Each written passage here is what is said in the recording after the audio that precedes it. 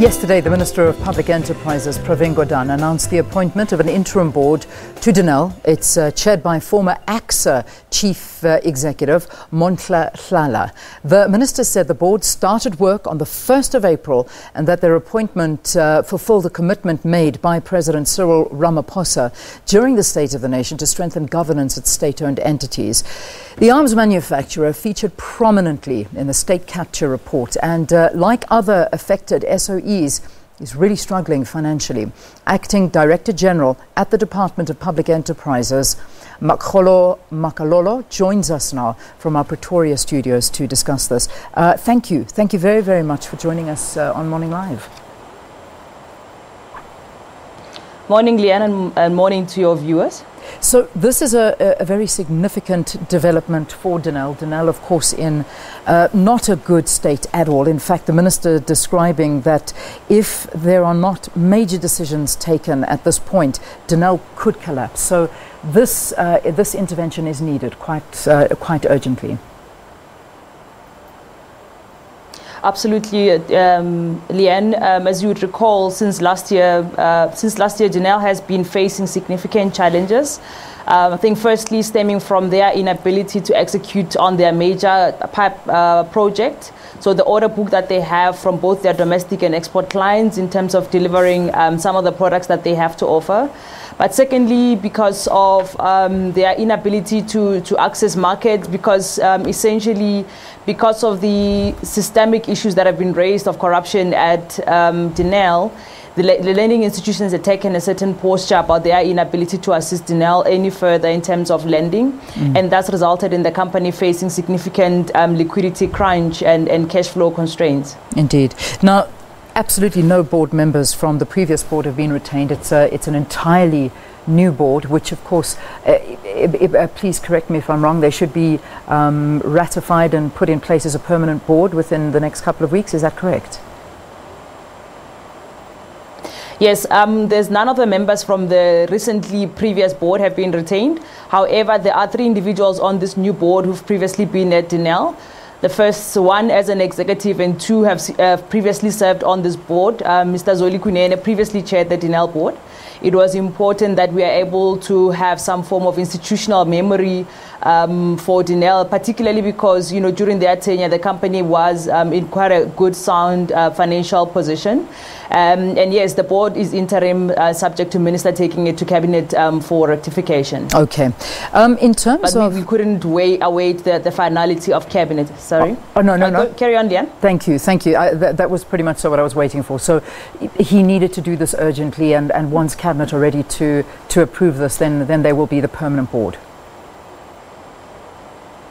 Absolutely. Okay. Absolutely. So we will go to Cabinet with the issues within the next week or so. All right. Let's spend a little bit of time talking about the chair of the board, Monhla Hlahla. We know her very, very well as the previous chief executive of ACSA. She did a fantastic job there, particularly during the World Cup at the time. Why was she the first choice?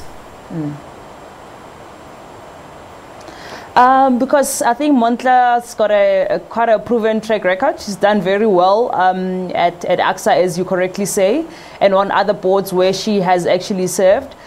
She is quite a strong character to put on the board to be able to balance all the other strong personalities that we do have on the board.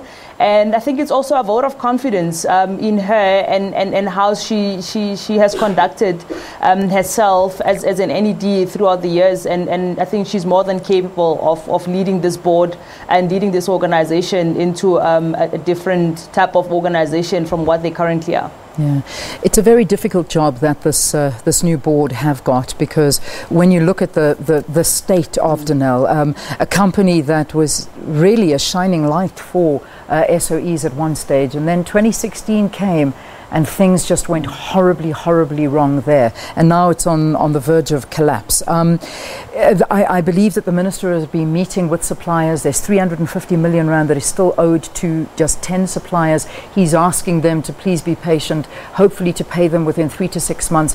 So the Minister has been very, very busy behind the scenes. Yeah, so I think you're absolutely correct. And I think the key thing about Denel is the strategic role that it actually plays in industry. And I think we got even a greater appreciation of that when we met with the top 100 suppliers yesterday. There's a whole lot of small businesses that are dependent on Denel, small and medium in size. And, you know, when you run a business, particularly for small business, you know, cash is important. And as government, we've always preached being able to pay suppliers within a 14-day period, and to put suppliers in a position where they're not being paid for periods up to 240 days. It's quite, it kills small businesses. It adds on to the unemployment problem that we have as a country. And so it's important that we are able to confront that very quickly to ensure that this industry is sustainable and that people can plan for work ahead. They've got certainty around how Denel will treat them as strategic partners, and to ensure that both Denel and these suppliers are sustainable. On a month-to-month at the moment, I think Denel yes, has a hole of about 300 million, 350 million that has to be filled.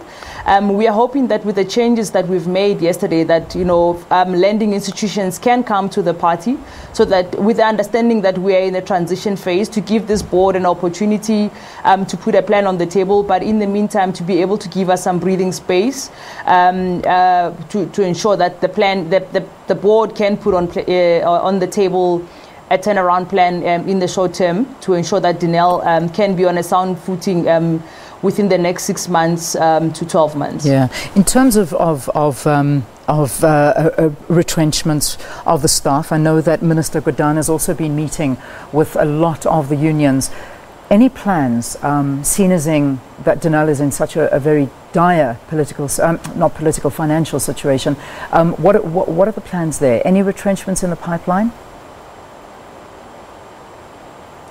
Leanne, we became aware of certain letters that had been issued to employees yesterday from certain divisions, the veracity of which we cannot really say.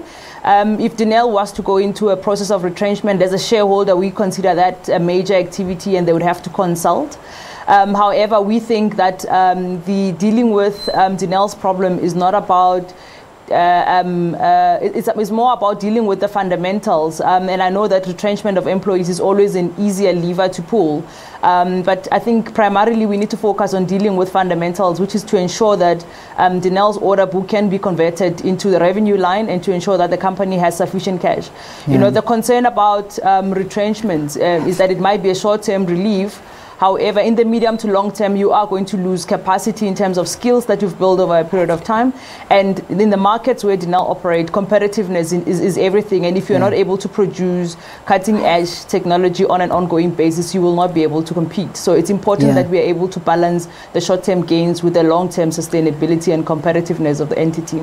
All right, just finally and quickly, if you can, in making the announcement, the minister certainly mentioned a few issues, but one of them in the matter was that of state capture, and there of course is the dealings and enablers that are there behind what has happened to Denel. Can we name these individuals, allowing the law to take its course? Who are these people? Leanne, say again. Can we name the people that are implicated in state capture behind Denel? No, I think, Leanne, we will go through a process of investigating various things. One of the things that Minister asked the board to do yesterday was to review major contracts that Denel had gotten into, and the Denel Asia issue would be one of those. But I think, however, we are not in a position to pronounce on any one person. When we met with the labor unions yesterday, they were of the view that they've got tangible information that they'll be sharing with the SAPS at the end of this week. We've asked them to share that information with ourselves as well, and so that we are also informed of certain areas, so that we don't duplicate some of the work that we are doing. But as we finalize the investigations, obviously that information will become public, and it's important that we are able to report back on the investigations that we've had, where we've been able to recoup monies and so forth. We thank you very, very much for talking to us here on the program and giving us the information that you have at hand.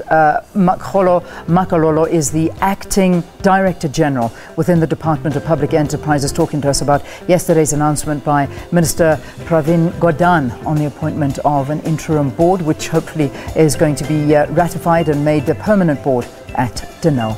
Stay tuned, more after this.